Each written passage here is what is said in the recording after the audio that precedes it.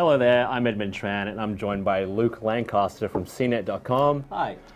We've both seen X-Men Apocalypse, and we're here to give you some of our spoiler-free or spoiler-light impressions of the film, which is coming out in America very soon.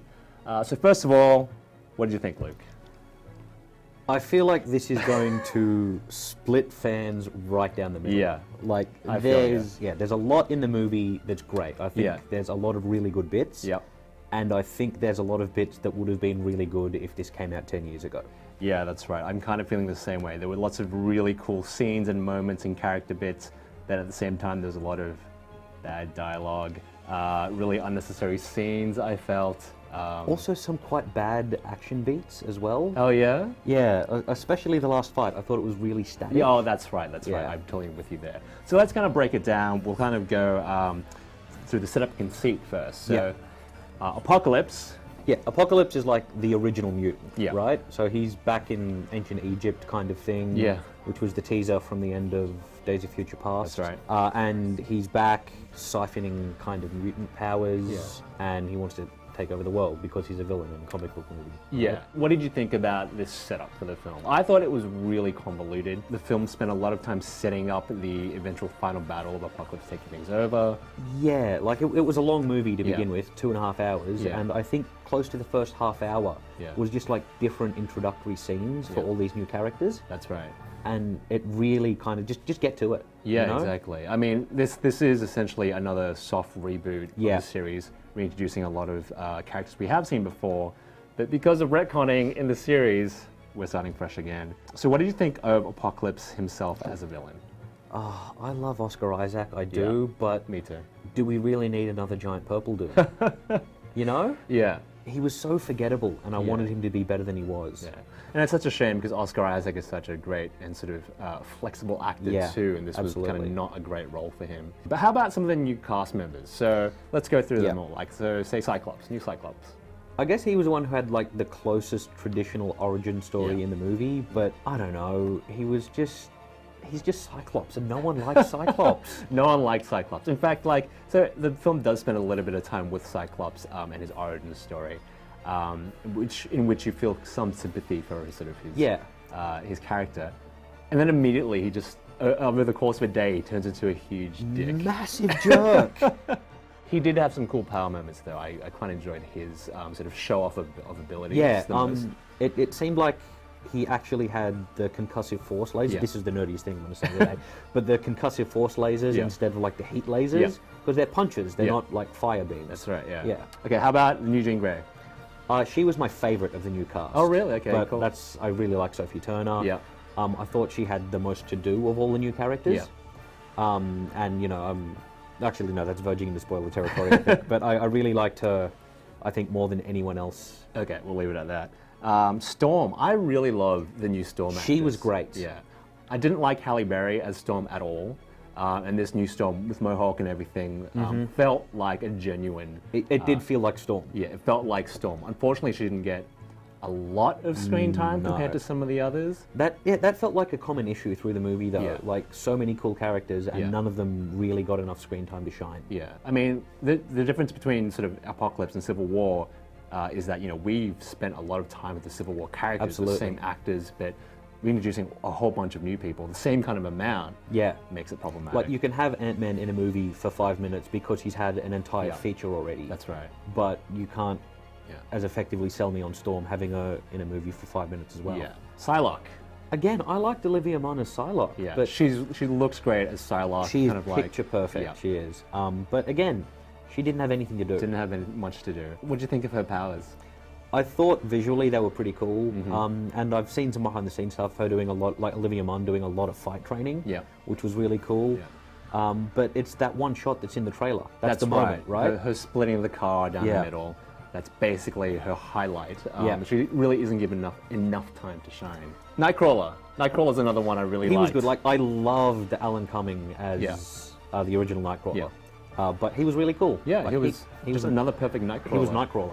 Kind of like a timid little guy who had really great bamps. He was like bamping all over the place. I really enjoyed that. They touched on the kind of religious aspect of the character as well, but they didn't make it a whole thing. Yeah. It was, yeah, really, really well done, I thought. And I think he worked quite well as a younger X-Men as well. He worked as part of the outsider coming into the group. They all sort of were, but him most definitely. Yeah. Angel.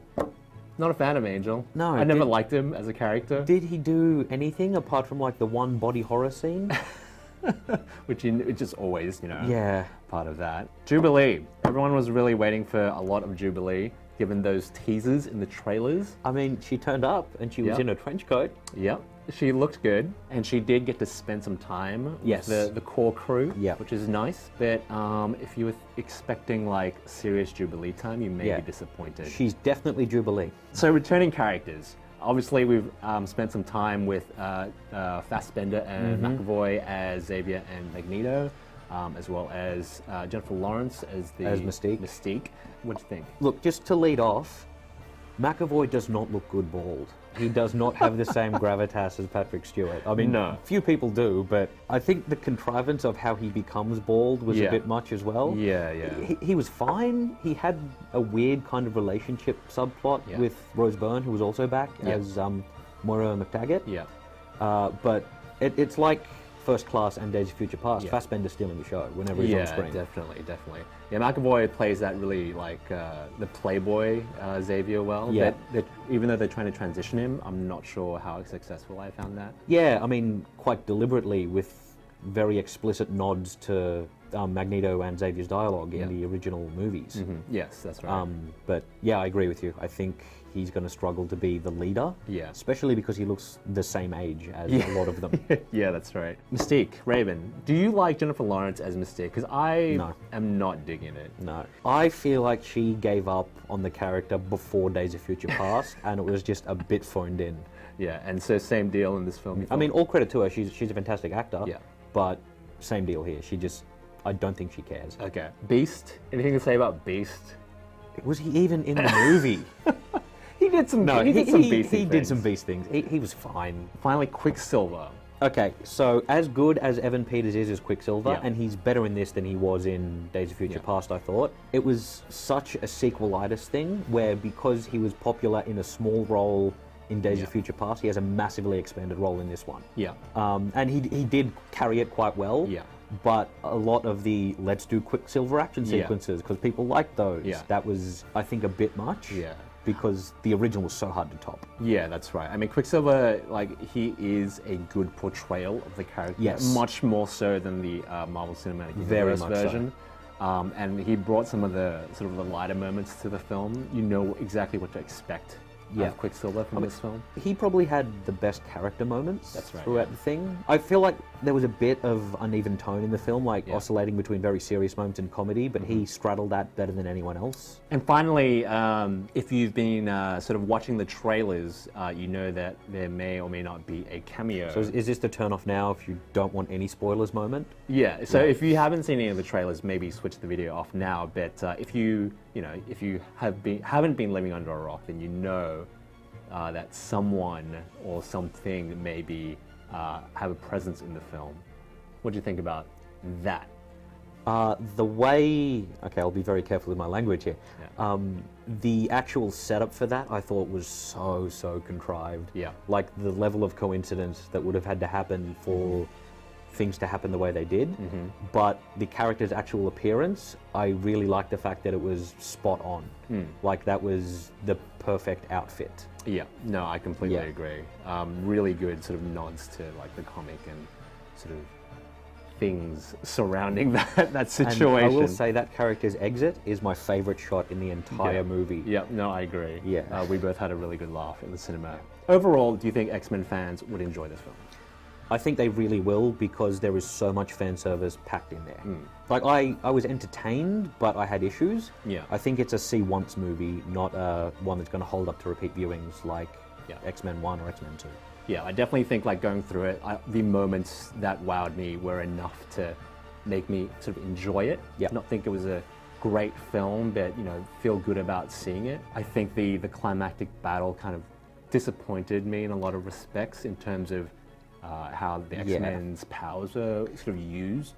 It was nothing new either. No. Like you've seen that fight scene before. Yeah. Not that exact fight scene, but the way it's been staged, you've seen that kind of thing before. Yeah. I also need to mention that coming straight off the back of Civil War, I was actually quite shocked at how much violence is actually in the X-Men series of films. I completely forgot about that. The opening kind of action sequence, that was really gory. It was really gory. I was not really expecting brutal. that, yeah. A lot of people die in this film. Like a lot. Yeah. Okay, and finally, post-credit scene. There is one. Yes. What did you think about it, and how significant is it compared to the other ones that have been? The character they are teasing is awesome. Yeah. If that's what they're going on to do. Yeah. But I've seen so many conflicting reports about what the next X-Men movies are. Yeah, that's right. That I'm not sure. Okay, so sum up your thoughts on X-Men in like 5 to 10 words. It is a classic comic book movie, but I don't think that's enough anymore. That's a really good summary. I don't think I could do any better than that. Oh, you got to try. If you like anime, you may enjoy this film. Oh wow, that's good. Yeah. Okay, cool. So X-Men Apocalypse is out officially in the UK and Australia on the May 18th and 19th, and it will be in cinemas in the US on May 27th, I believe. And if you're after a full written review of X-Men Apocalypse, you can find one on GameSpot.com.